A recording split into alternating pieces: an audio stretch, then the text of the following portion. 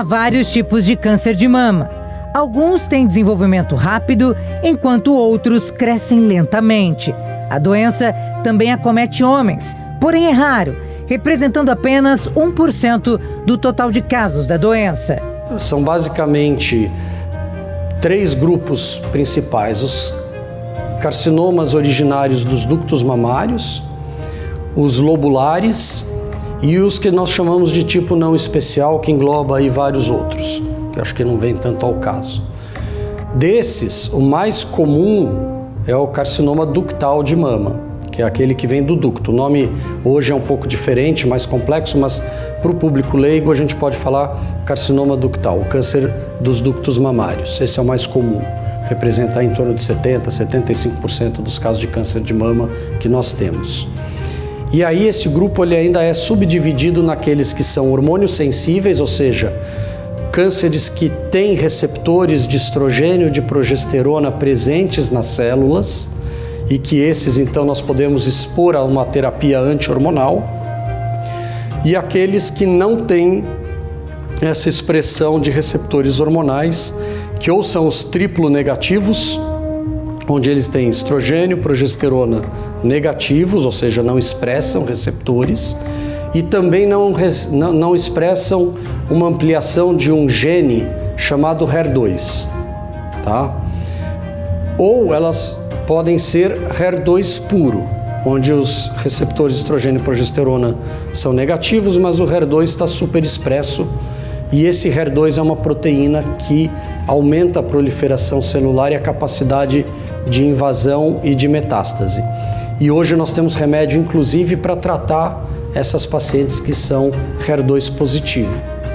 Então, mostrando que existem tipos diferentes de câncer de mama, cada um deles com as suas peculiaridades, mas todos eles hoje têm um arsenal grande de tratamentos que nós podemos dar ao paciente para que ele sobreviva à doença e se cure.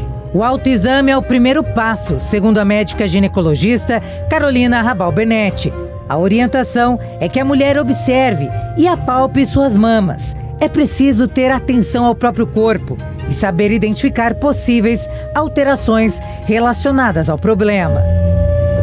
O autoexame é quando a mulher faz a palpação da própria mama para tentar achar alguma nodulação, alguma coisa que não estava lá. Existe uma época certa para fazer, geralmente a gente pede para a paciente fazer logo após o término do período menstrual, porque antes da menstruação a mama costuma poder ficar túrgida e aí ela pode palpar a glândula e se confundir, mas o autoexame, geralmente, a gente só consegue palpar nódulos maiores do que 1 centímetro. Isso já é considerado um nódulo um pouco grande. Então, óbvio que é sempre bom que a mulher saiba como que é a sua mama, no geral, mas nada substitui o exame de rastreio, porque ele vai pegar uma imagem muito antes da gente ter um nódulo palpável. Além do autoexame, a segunda estratégia de detecção precoce do câncer de mama é o rastreamento mamográfico. Esse exame pode ajudar a identificar o câncer antes da pessoa ter sintomas. A mamografia ainda é o principal exame diagnóstico, mas ele está com uma melhor qualidade da imagem. Então, a gente consegue hoje captar imagens muito iniciais. Então, quando a gente pega uma imagem muito no início, antes mesmo de ser palpável, a gente aumenta a taxa de cura. Ela fica praticamente próxima a 99% quando a gente pega, por exemplo, no estágio 1. E isso é antes de ser palpável. A gente tem um sistema de categorização chamado BIRADS. Quando esse BIRADS é suspeito, naqueles casos com BIRADS 4, 5, é indicado uma biópsia. Através dessa biópsia, a gente vai fazer um estudo anatomopatológico e é através dele que a gente vai ter o diagnóstico do câncer de mama. E a partir daí, desse diagnóstico e de estadiamento, de outro exame de imagem, é que a gente vai poder traçar uma estratégia de tratamento para essa paciente. E a gente tem o estadiamento vai do 1 a 4. 1 é aquele estadiamento mais precoce, 2 a 3 podem ser doenças localmente avançadas, e o estádio 4 é aquela doença metastática, quando a doença não está mais localizada na mama e ela foi capaz de atingir outros órgãos, outros tecidos pelo corpo. Para Isabela Drummond, médica oncologista, diversos fatores estão relacionados ao aumento do risco de desenvolver a doença, tais como comportamentais, hormonais e genéticos. Fatores relacionados à história reprodutiva da mulher também podem aumentar a possibilidade de tumor nas mamas. Hoje em dia a mulher tem filhos em idades muito mais tardias ou não tem filho e não amamentam. E a gente sabe que a amamentação é um fator de proteção. Além disso, a gente também tem um anticoncepcional oral, que também é um fator de risco. Apesar de que eu sempre oriento para minhas pacientes, nunca interrompam sem antes comunicar para o seu médico, e a gente sabe da importância do anticoncepcional para controle de natalidade, até para prevenir outros tipos de câncer, como o câncer de ovário, que muitos acham que o câncer de mama está mais relacionado à hereditariedade, e isso não é verdade. A hereditariedade, ela corresponde a aproximadamente 10 a 15% dos casos de câncer de mama. A maioria dos casos de câncer de mama são aqueles casos esporádicos, ou seja, eles ocorrem ao acaso e você pode não ter nenhum familiar com a doença e mesmo assim você apresentar. Os especialistas pontuam os principais sinais que podem indicar para a presença da doença. Nódulo endurecido, fixo e geralmente indolor é a principal manifestação da doença, estando presente em mais de 90% dos casos. Alteração no mamilo, pequenos nódulos na região embaixo dos braços ou no pescoço, saída espontânea de líquido de um dos mamilos. Pele da mama avermelhada, retraída ou parecida com casca de laranja. O autoexame de mamas hoje tem como principal função lembrar a paciente de que ela deve anualmente buscar o médico para fazer uma mamografia, se necessário associado a um ultrassom de mamas, e o médico especialista que deve fazer essa palpação, tá? Então isso é o mais importante. O que acontece é que em muitos lugares do nosso país nós não temos acesso à mamografia como gostaríamos. Então nesses locais o autoexame ainda acaba sendo a única forma de algumas mulheres de identificarem uma lesão nas suas mamas e, obviamente, entre detectar com 2 centímetros e com 5 é melhor com 2. Quanto antes, melhor, tá?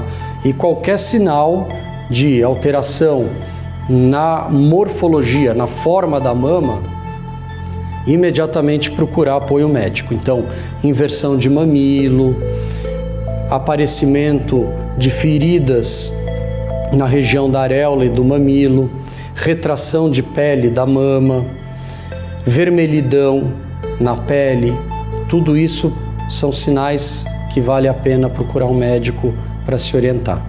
Os casos de câncer de mama em mulheres mais jovens têm crescido nos últimos anos. De acordo com um estudo publicado no início deste ano no JAMA Network Open, mostrou o aumento da doença em pessoas com menos de 50 anos, em especial na faixa de 30 a 39 anos, nos Estados Unidos. No Brasil, o mastologista Alexandre Pupo também observa esse fenômeno. Um outro ponto que eu acho muito importante, que a gente tem visto cada vez mais mulheres mais jovens tendo câncer de mama. E ao mesmo tempo a gente percebe que socialmente as mulheres estão deixando para ser mães mais tarde. Então esses dois pontos estão se cruzando, ou seja, as mulheres postergam sua gravidez e acabam tendo um câncer de mama numa idade em que elas ainda estão pensando em ser mães. E hoje a medicina também tem como ajudar essas mulheres. O câncer de mama não é um diagnóstico que sacrifica a sua possibilidade de ser mãe. Então, por exemplo, mas eu vou ter que tratar o câncer, vou fazer quimioterapia, meus ovários vão ficar ruins. Não, nós quando identificamos o câncer de mama numa mulher jovem, sem filhos, ou que ainda tem desejo de conceber e ser mãe, nós podemos, enquanto preparamos essa paciente para o tratamento que ela vai ter que enfrentar do câncer de mama, nós conseguimos coletar óvulos, criopreservar, ou seja, congelar esses óvulos para que ela possa vir a utilizá-los depois do tratamento. E existem inclusive alguns dados científicos sugerindo que mulheres que engravidam depois de terem tido um câncer de mama têm um menor risco de recidiva do câncer. Mesmo tão jovem na época, Patrícia, durante o tratamento, foi resiliente e sabia que a cura estava perto de acontecer. E aconteceu. Eu só consegui pegar o meu no início e sobreviver a isso porque eu fiz meus exames de rotina. Eu era muito nova, então se você pega mais avançado, é mais difícil o tratamento. Então, acho que o mais importante, tem uma amiga que teve câncer também e a gente passou o processo todo junto e ela fala: quem procura, cura, E é esse o recado, quem procura, cura, porque quanto mais cedo a gente achar, mais fácil de tratar, Frase que faz todo sentido. Quem procura, cura. E para os especialistas, assim que tem que ser.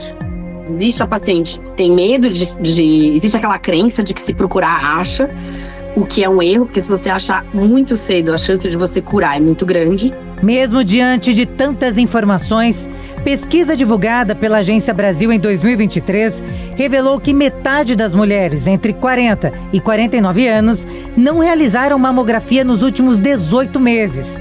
Isso reforça a importância de campanhas como Outubro Rosa, que mobilizam esforços para aumentar o acesso ao diagnóstico precoce e garantir que as mulheres tenham tratamentos e informações importantes. Então a gente precisa ter muito mais ações efetivas para garantir que essas pacientes, após o diagnóstico, que elas consigam receber o tratamento adequado e no tempo adequado também. Inclusive, tem uma ação, um projeto de lei tramitando na Câmara dos Deputados, que é a do Selo Rosa, que é um projeto extremamente interessante, que é justamente para dar incentivos para aquelas empresas que contratam pacientes com câncer de mama. Eu acho que isso vai ser muito importante para elas. Como eu atuo também na rede pública, eu sei que isso é um problema para aquelas pacientes que estão em tratamento ou que já trataram, estão ali em remissão, passando em consultas de rotina. Esse chamado para a conscientização é um alerta também para o câncer do colo do útero, que é a terceira neoplasia mais frequente em mulheres no Brasil, com grandes desigualdades regionais. A maior incidência e mortalidade são nas regiões menos desenvolvidas do país, em especial a região norte. O câncer do colo do útero está associado à infecção persistente por subtipos oncogênicos do vírus HPV, papilomavírus humano. Outubro Rosa ficou conhecido inicialmente só para a divulgação da prevenção do câncer de mama, mas já existem alguns anos que a gente também inclui no Outubro Rosa a prevenção dos outros cânceres ginecológicos, incluindo o câncer de colo de útero. O Papa Nicolau é um dos maiores exames de rastreio e o ideal é que toda mulher fizesse o Papa Nicolau e uma colposcopia, que é, além da coleta da citologia, a análise do colo por um microscópio.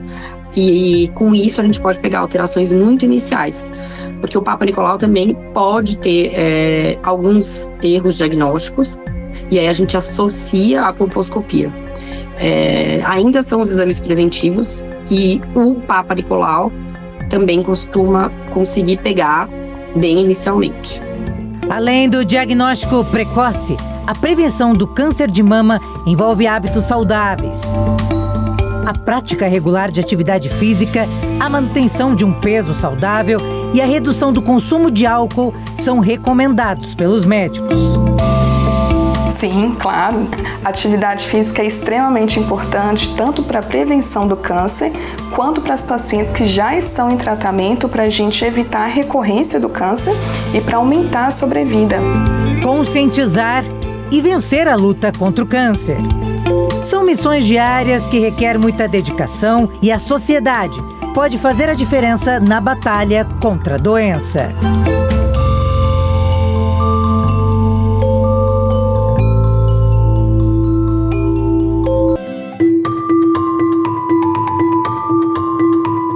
Uma uma doença que traz com ela muitas dificuldades.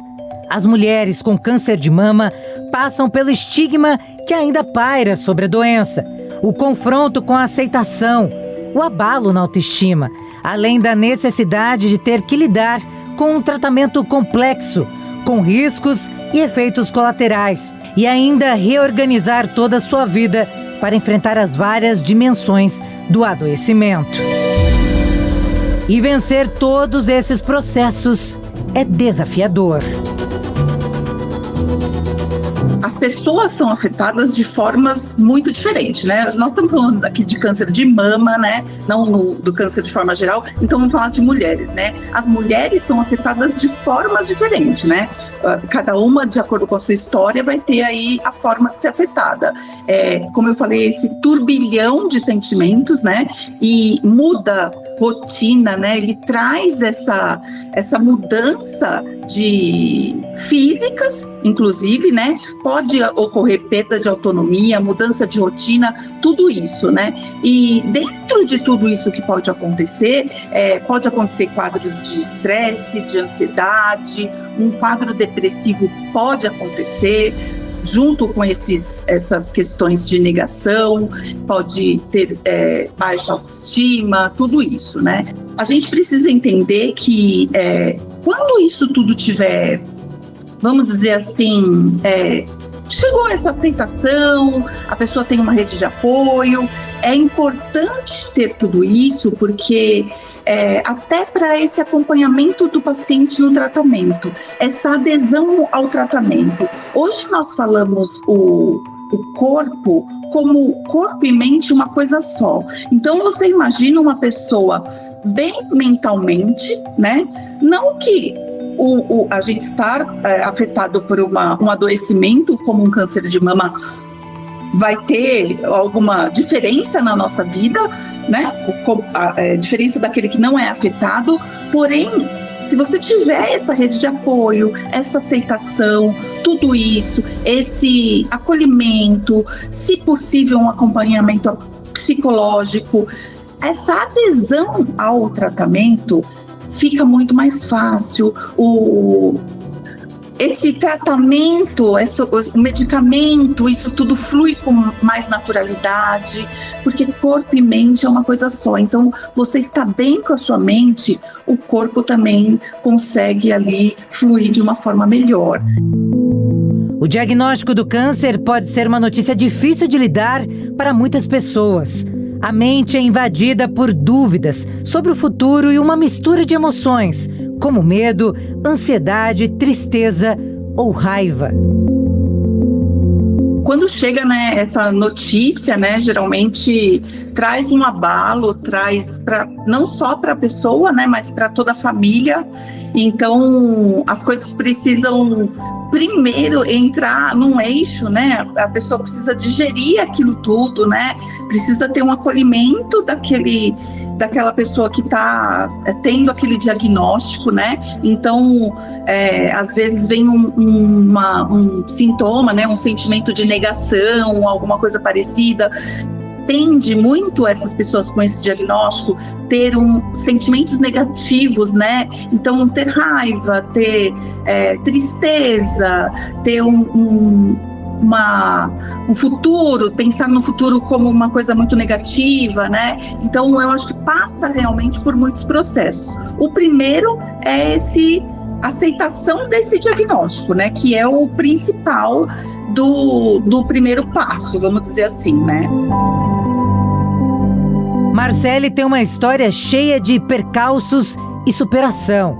O drama começa quando ela descobriu que a mãe tinha câncer de mama e logo bateu o desespero. Eu fiquei assim, choque. Pra mim, eu tinha matado a minha mãe na minha cabeça, em choque, tipo, desesperada. E aí eu fiquei perguntando para vários médicos se eu deveria fazer exame, como é que era, inclusive para o médico que ela estava frequentando na época, se eu e a minha irmã a gente teria que ir atrás, porque eu não fazia exame de mama, já estava com 34, mas a médica que eu ia, ela falava que não tinha indicação, que era a partir dos 35, 40 anos, que não precisava fazer. e que não tinha histórico na família. E a minha mãe, o caso dela parecia ser uma questão pós-menopausa, então que eu não precisava me preocupar. Mas a preocupação veio e a empresária decidiu procurar outro médico e fazer mais exames. Como falamos no primeiro bloco do programa, quem procura, cura. Quem procura, cura. Quem procura, cura. A gastro me deu o exame e eu fiz. E durante o próprio exame, o cara me falou que tinha achado um negócio que não estava legal. E aí eu fiquei desesperada, né? Desesperada, mas não contei nada, porque eu não sabia o que era. Fazia 20 dias que minha mãe tinha operado, como é que eu ia chegar nela, no meu pai, na minha irmã, a família inteira, né? Porque o câncer é uma doença familiar, todo mundo, né, se movimenta e se comove. Como é que eu ia chegar neles e falar que eu, né, que filha mais nova ainda, né, não é uma pessoa que já tem idade e tal, tava com câncer. E quando a gente recebe a notícia, a primeira coisa que você acha que é uma sentença de morte, né? Quem tem câncer vai morrer. Então bate um desespero muito grande, né? Vou morrer. E aí quando eu também fiquei sabendo que era minha filha, eu falava, gente, eu posso morrer, minha filha não, né? Liliane ficou apavorada. Afinal, ela e a filha viviam o mesmo pesadelo. E aí, mas graças a Deus a gente conseguiu superar. Eu fui contar pra ela porque a minha biópsia não saía resultado. E aí eu desesperada, tava ansiosa, acabei contando e aí a gente veio juntas aqui pro consultório do Dr. Pulpo, que eu acabei conhecendo. Ele já tinha algumas amigas que eram pacientes dele por, né, questões ginecológicas e tal. E me indicaram também vir aqui, porque ele era também mastologista e eu conheci ele como paciente nesse processo, que ele foi super acolhedor comigo, mesmo não sendo paciente. E nisso ele soube o diagnóstico, ele ligou pro meu marido, falou para ele vir para cá. Eu tava com a minha mãe no médico dela. Na minha última retorno cirúrgico. A gente veio para cá e nos encontramos lá na recepção, ele chamou e aí ele deu o diagnóstico segurando na mão de cada uma de nós duas. Ele foi muito fofo. Foi muito fofo. E a partir daí começou o meu processo, né?